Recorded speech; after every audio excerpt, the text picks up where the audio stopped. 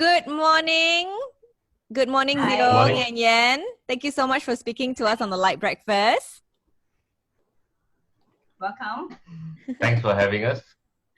Now, let's get to the bottom of your love story, I guess. Tell us about the first time you both met. Well, we met in church. Okay. Yeah, in this church in PJ called DUMC.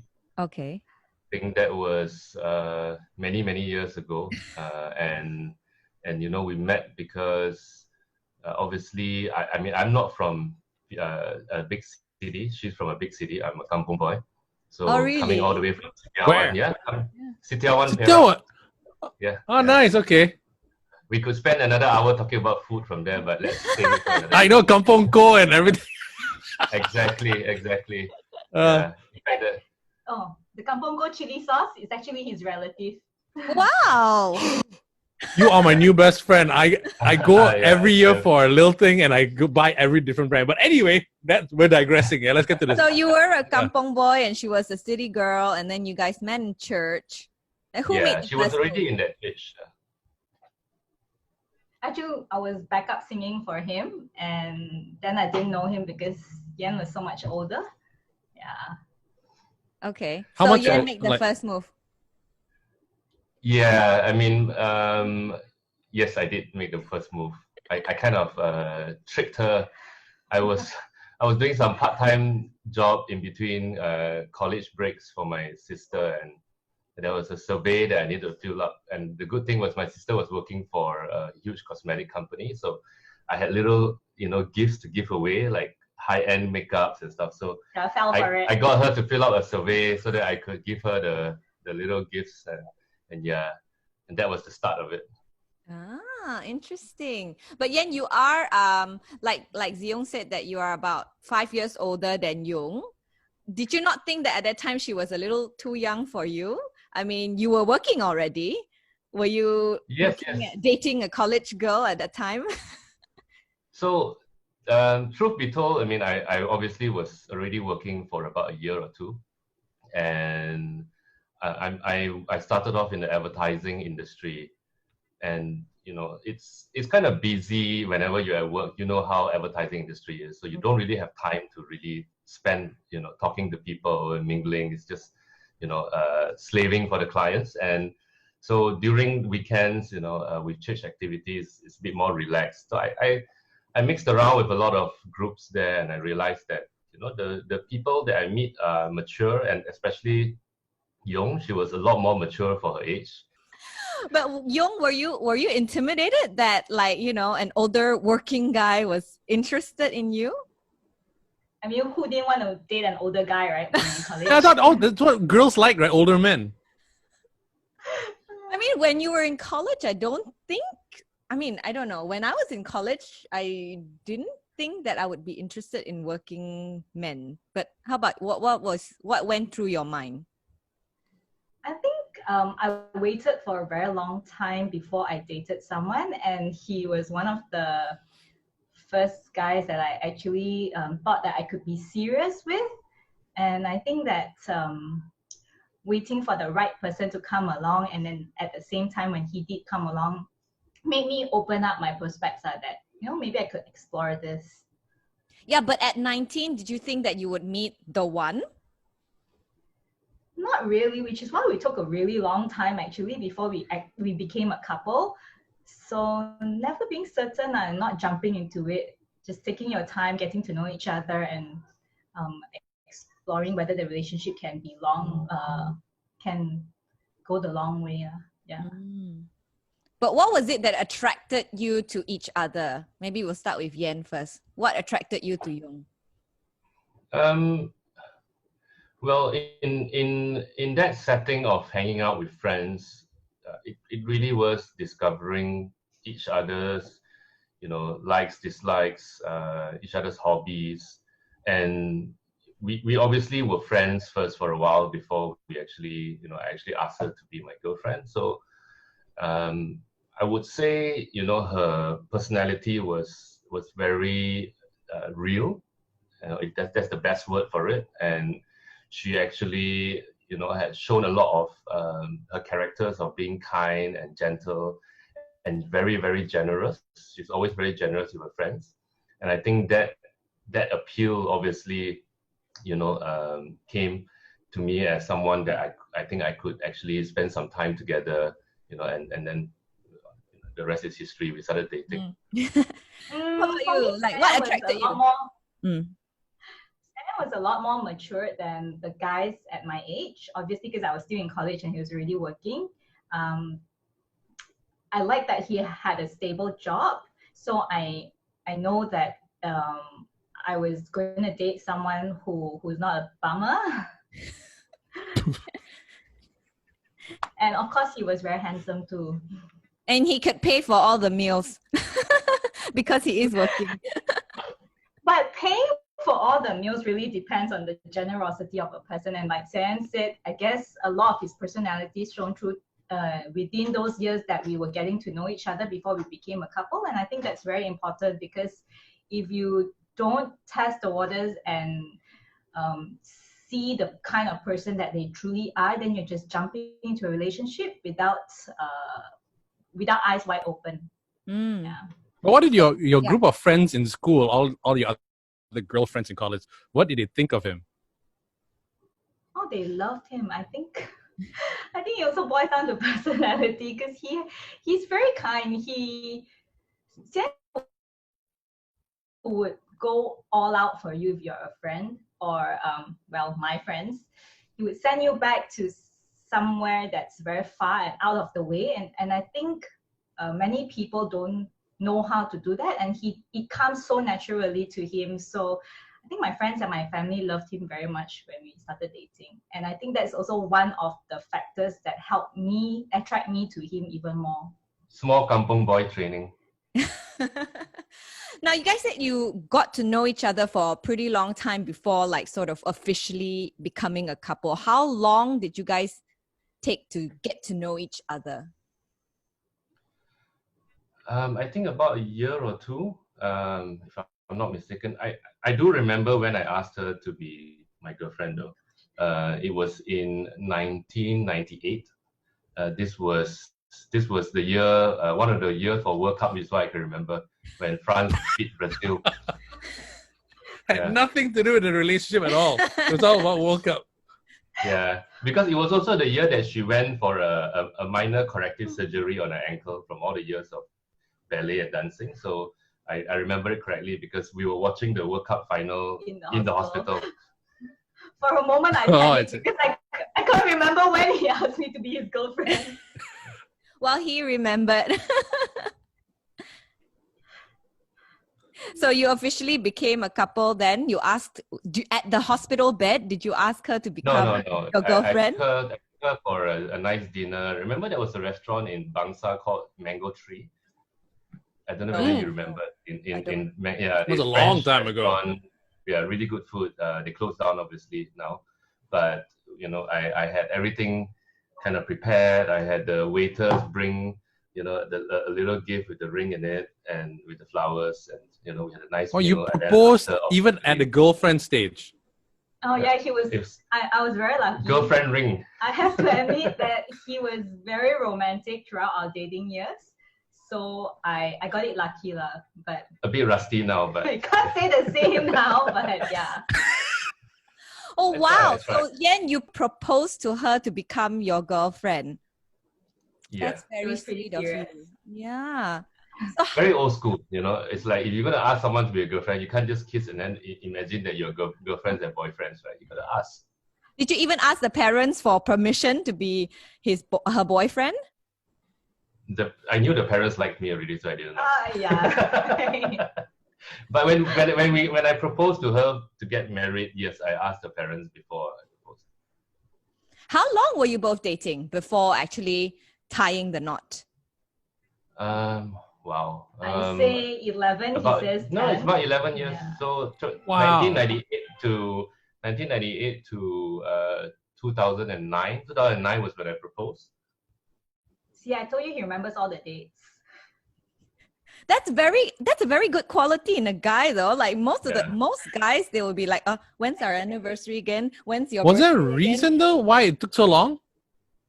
Well, obviously in a relationship, and this is really being real about it, right? When you are dating someone, it will never be a smooth journey all the time, especially if you've been dating for so long. So there were times where we actually took a break.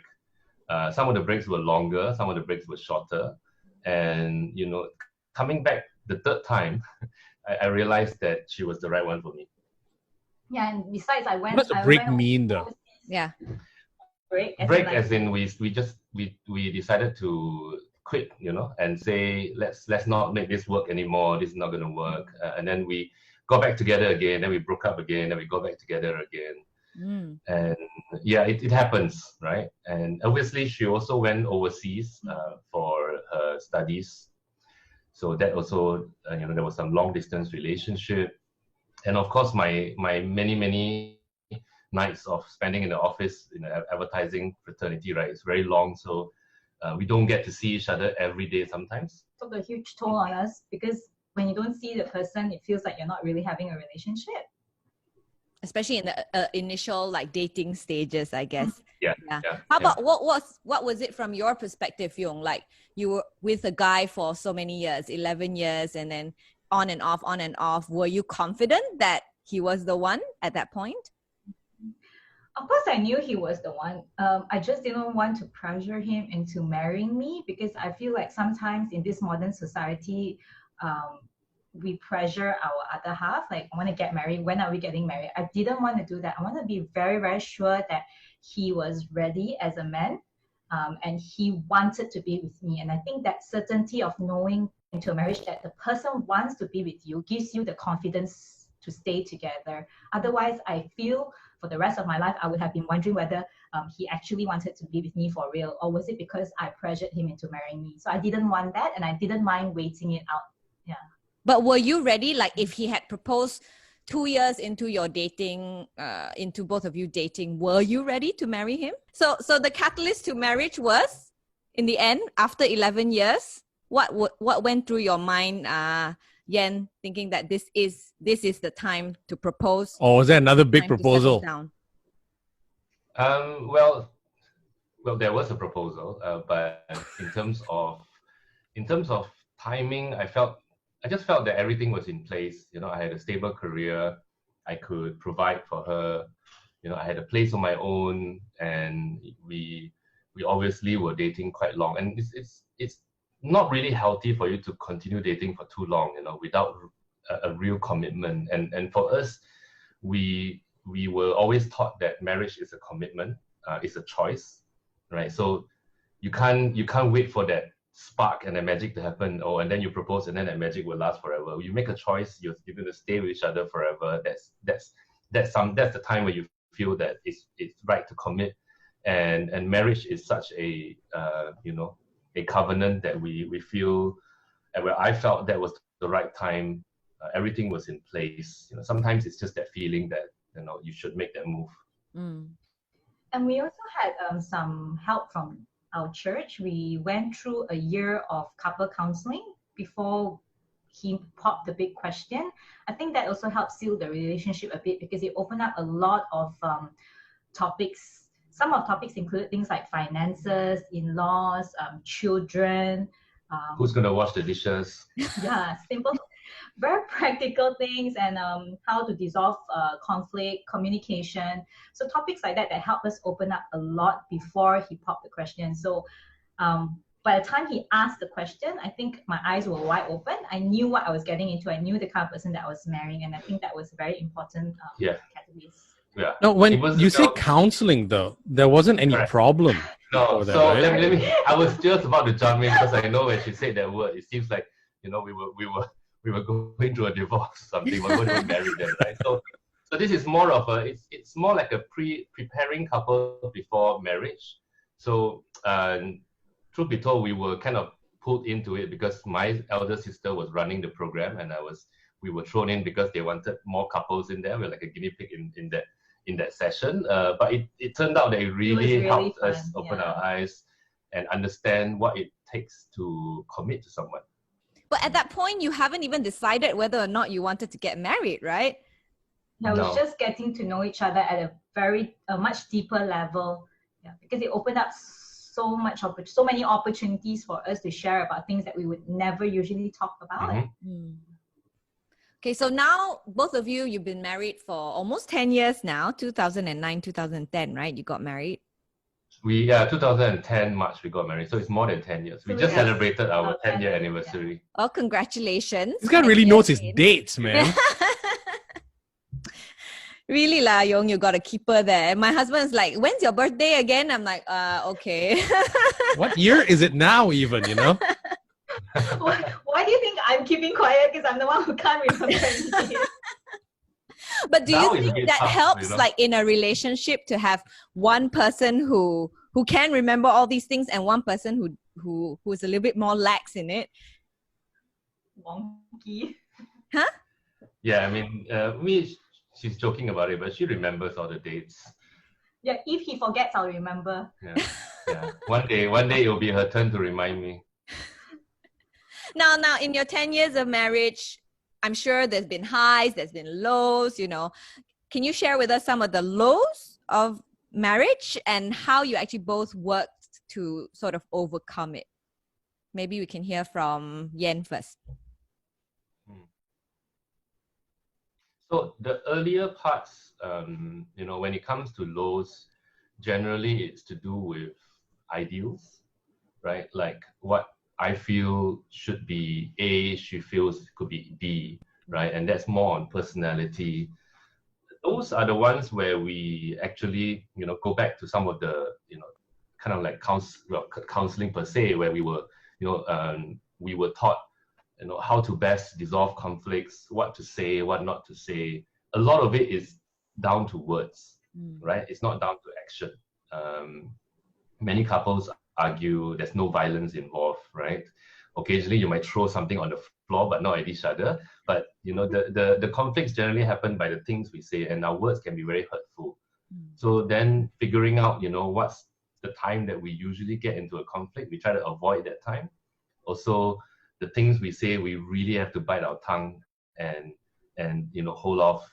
Obviously, apologizing is something that is hard for many couples, especially when you're deep into a marriage after many years. So that is something that you have to lower your ego and say sorry. Obviously, with today's technology, you can say sorry on WhatsApp first, then later try and patch it up. But WhatsApp was also very dangerous too, because you can write an essay to each other, and it can be hurtful as well. So we start to learn that later part of our lives, we don't really argue much already, because we dated for 11 years, then we got married. Yeah. So we've resolved a lot of personality conflict, but a lot of it comes when you have children. So for couples out there who are newly married and going to start a family, it's very important. Something which we probably didn't do enough is to figure out how best to bring out your children and be one-minded in that sense. Because when you're not one-minded, a lot of arguments come out about how you bring up your children. Yeah. How about you, Young? What were some of the lows of marriage that you remember and how you overcome it together? Yeah, I think Sze Yoong spoke my mind, especially the part about children, because every time when children come into play, there's always a different mindset, because we're both brought up from different sets of parents who have brought us up very differently. So our upbringing really determines how we want to bring our children. So most of the time when we argue or when we have a misunderstanding, it always is because of the children. So yeah, I think that was one of the major lows that I can remember. Like he said, we have ironed it out quite a lot, and we know where not to step into. So if we know we're going to get into an argument, someone has to pull back or walk out of the room, or just basically keep our mouth shut. Yeah. But speaking of children, right, do you think, like, after dating for so long and being married for so many years, do you think having children and building a family is essential to a marriage? Like, imagine if you didn't have any children at this point and it's just the two of you, would it just been a perfect marriage, you think? Well, this is a very sensitive topic, right? Because some people, unfortunately want to have children but can't have children. So I just want to say out there, we obviously empathize with those couples out there. But for us, it seemed like a natural thing. Obviously, with our upbringing, multiplying is kind of the thing that we were brought up to know and to respect as well as enjoy, because we both have siblings and we can't You have imagine a our lot of lives without. siblings, Yen, right? I have a lot of siblings. Yes, I have four other siblings. She has a younger brother. But despite whether it's four or one, we obviously grew up having a lot of good times with our sibling. There are bad times, obviously, but for us, when we even before we got married, we were already set on 3 children, right? That was part of the rancangan. So for us, I think a family is important because you want to be able to learn how to care for both your spouse as well as children, and it's different kind of love. And I feel, again, personally, it really completes us to have kids. But the other tip is, when you do have kids, sometimes your attention is on the kids, right? And then you find time to have attention on each other. That really helps the marriage as well in the long run, because you don't just face each other each day, and that sometimes can cause a bit of tension. Actually, that's a good point. Do you ever forget that sometimes, like, you're always in dad and mom mode, right? When do you guys actually like have to have a like a conscious switch to go, wait, we're also a couple and we need to connect with each other? Is it something that you need to do consciously, or sometimes you just get lost in being mom and dad? So that is something that's a very good point, actually. That's something that we really do consciously try to work on, to remind ourselves that we are a couple. So what we have and what we learned from the course was to have date nights. So date nights are a day in a week where we set aside and put in a calendar and actually plan to spend time privately with each other. So we could go out for a movie or a dinner, or just be at home and talk to each other. So it's not always about the kids, because I know when children come along, right, we always tend to focus all our attention on them, and then we forget about the love between us. Even when we go out, I always joke with my friends, he used to hold my hands, but now I'm holding diaper bag and stroller and he's carrying another kid and holding another hand. So things like that really help to seal our relationship as a couple, because personal time together is so important. Just catching up over the week, getting to know each other's thoughts. You can't do that when you have 3 kids running around you. Yeah, and the other thing that we try and do as well is every 2 years, we try to go off on a trip. Now at least try once a year to go on a trip together, even if it's just for an overnight staycation, even in a hotel, right? That will be good, just to detach ourselves for a day or two from the children and just spend time together. In fact, next week we were supposed to be on a flight to Santorini. Oh dear. I was just about to ask that. Obviously, How are you guys gonna get away? now. Yeah, because you're under lockdown now. Yeah, exactly. Which is why everything is cancelled. All our plans are cancelled this year. Postpone. Yeah. Postpone. Yes. I've got my airline credits ready for next year. Yeah, I know. I was so envious of Sze Yoong. Every year, also she'll go for a trip, like, and we're stuck here at home with the kid. No, which is exactly why I said it's very intentional. We do plan it intentionally so that we get away and be a couple together. Yeah, but on that note, right, talking about a trip, having people around you to support you is very important. Yeah. So we're very blessed to have our parents that are able to sometimes come out to Singapore and spend time with the children while we go away, or we go back to KL and our children are with our in-laws, and then with my in-laws in KL, and then we can go off. So that's really helpful. Yeah. But how important do you think these date nights, these couple trips are to the marriage?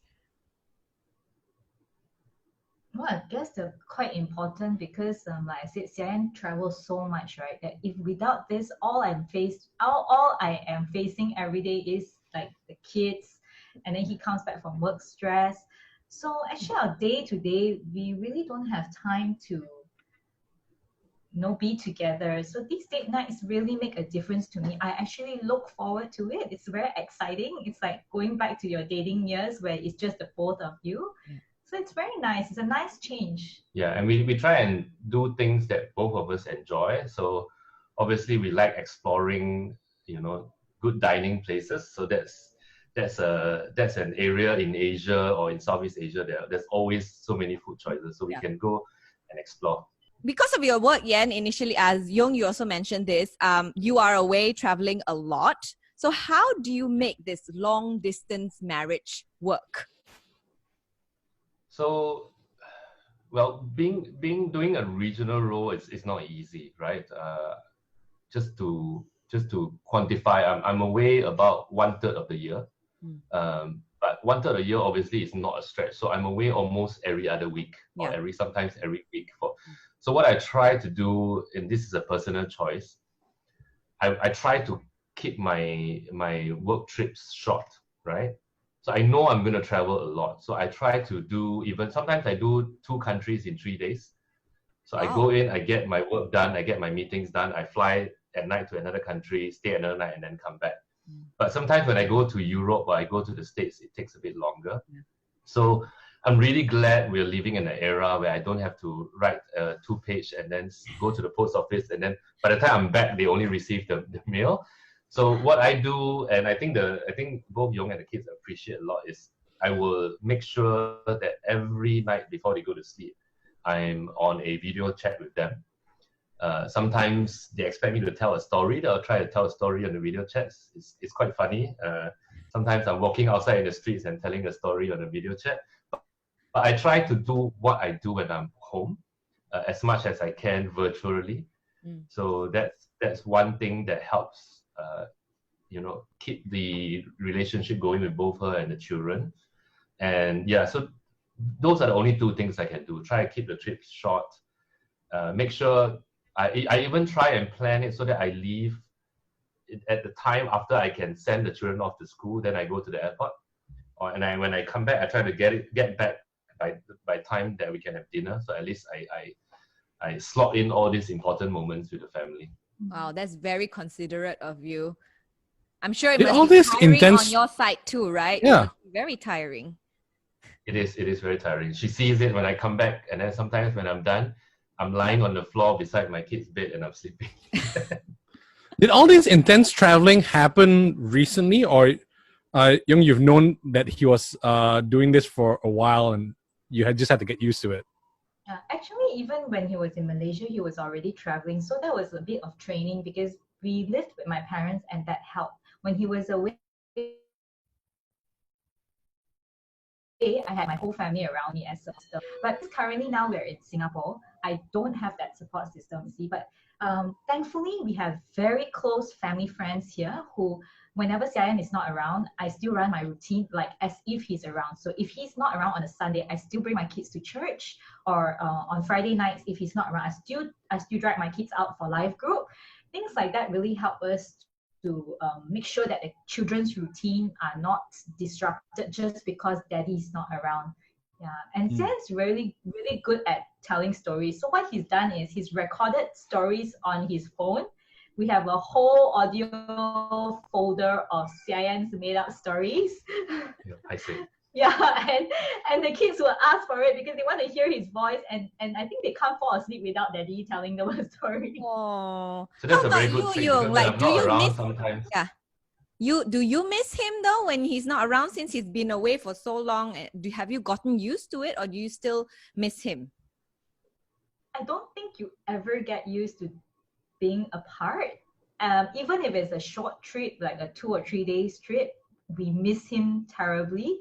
So it's so nice to have him home, and we really appreciate the time that he spends at home with us. So Sarah and I were thinking about it, and most of the time when he's back from his travels, it's all about the family. He spends time with the kids, he goes out with me. So much so that he has sort of neglected his friends and friendship and his just hanging out with his friends. Now let's talk about that big move, right? You are both based in Singapore right now because Yen's work brings him to Singapore more often than Malaysia. How necessary was it for you both to sort of uproot the whole family from Malaysia and move to Singapore? Was it a big challenge for this marriage?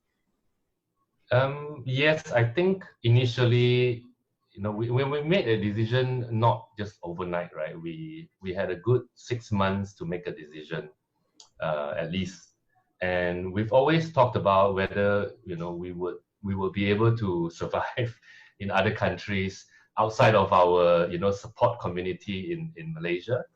But what happened was we were staying alone, just the two of us in my place when we got married. Then I started traveling a lot, even when our firstborn came, and therefore we felt that it was better for her to be in her parents' place because I was traveling so much. And so I sold off my place and we just moved into her parents' place for a couple of years. But from there, we felt that we needed to be independent again. And this move, number one, would give us that chance to try again and stay independent. That time, we already had 2 kids with us. And we had our third child actually here. So that was an important decision as well, that we wanted to try, in another country. And also at that point, it wasn't really much of a choice of whether I could do the work in Malaysia or Singapore, because the headquarters of the company I'm in right now is in Singapore. So if I wanted to take that job, I actually took a job. That's why I came over to Singapore as well. Just a change of a company, similar things. And so for us, coming to Singapore was essential for that role. But there were a lot of other factors. We knew we had many, many close friends from Malaysia in Singapore. In fact, some of our best friends are here in Singapore. Obviously, we've left behind some which we catch up and then we go back, but we have a good community here. I also have a brother staying in Singapore. So even when I was traveling to Singapore often from Malaysia, we were staying with my brother and we knew that we also had support that way. So everything seemed to fall in place that allowed us to say, yes, this will be a good decision. It's not permanent, at least not for now. So it was a good try for us. And so far, it's more than 4 years we've been here. And also because if I had stayed back in Malaysia and he was working in Singapore, then that would take a really huge toll on the family. He would have to make so much a big, more conscious effort to come back to see the family. So we decided that it was very important for the family to stay together and hence the move as a family. But were you wary, Yoong, in the beginning about the move? To say that I'm not would kind of be a lie. I mean, it's a huge move. Even though we're very lucky that we came to a country where the culture is almost similar to Malaysia.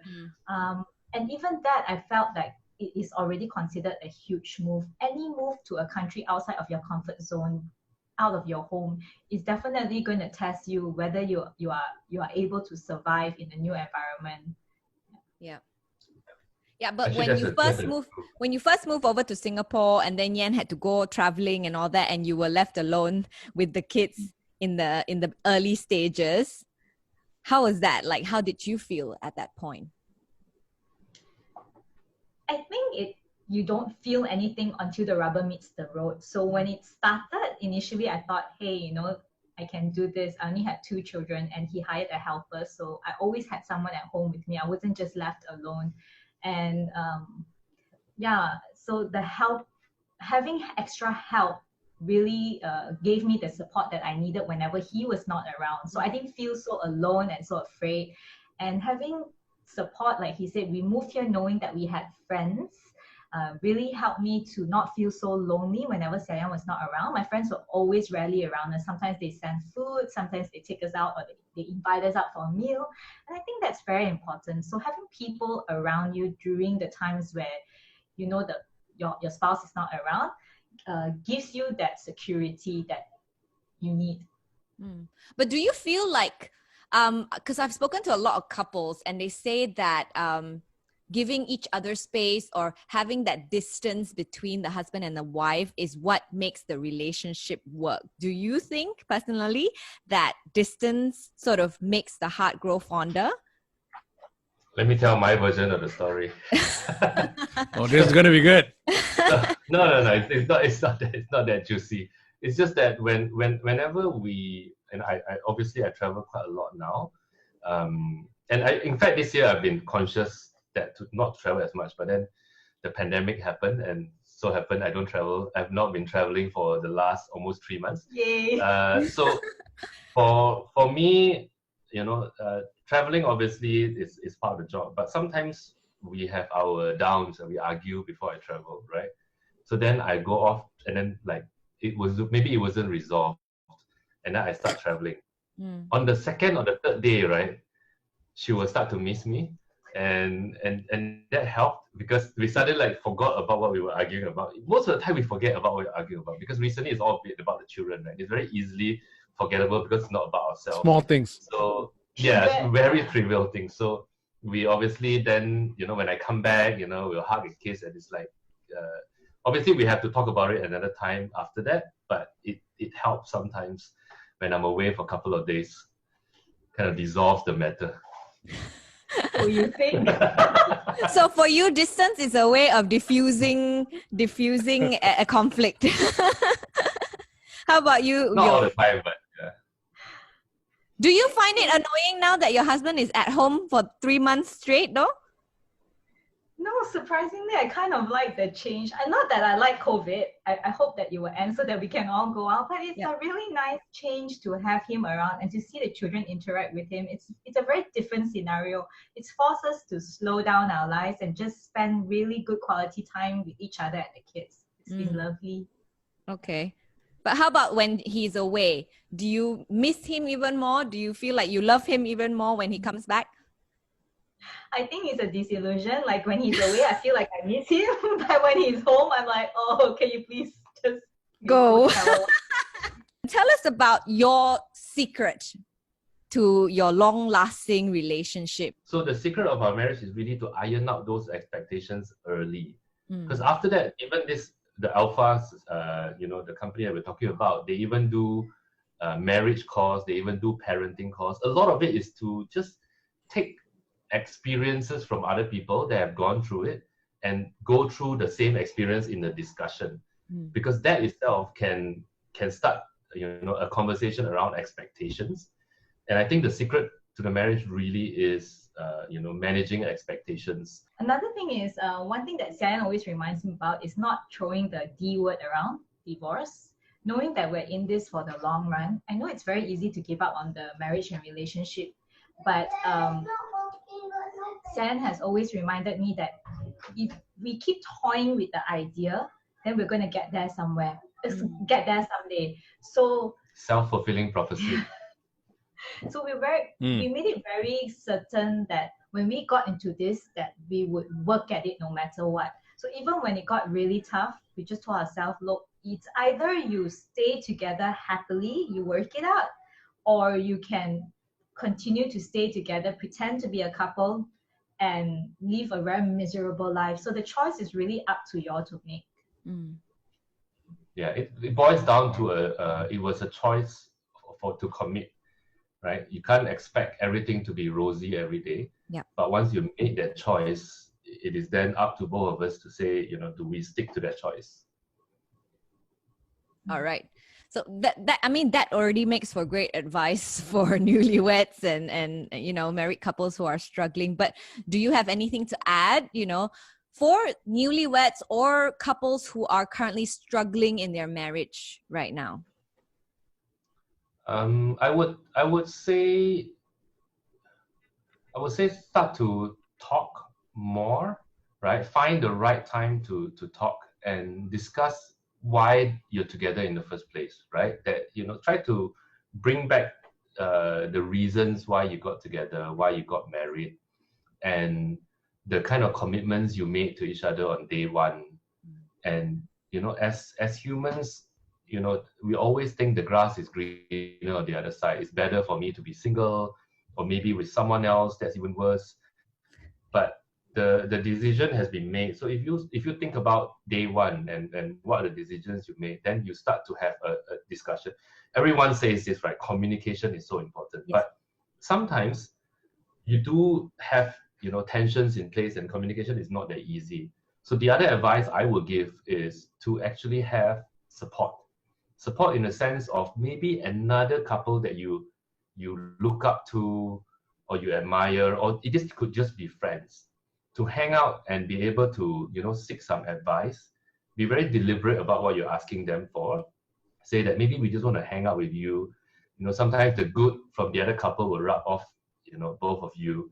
So that's very helpful, because you can try at something on your own for a long time, but sometimes it's just difficult to resolve it when it's just two of you. Yeah.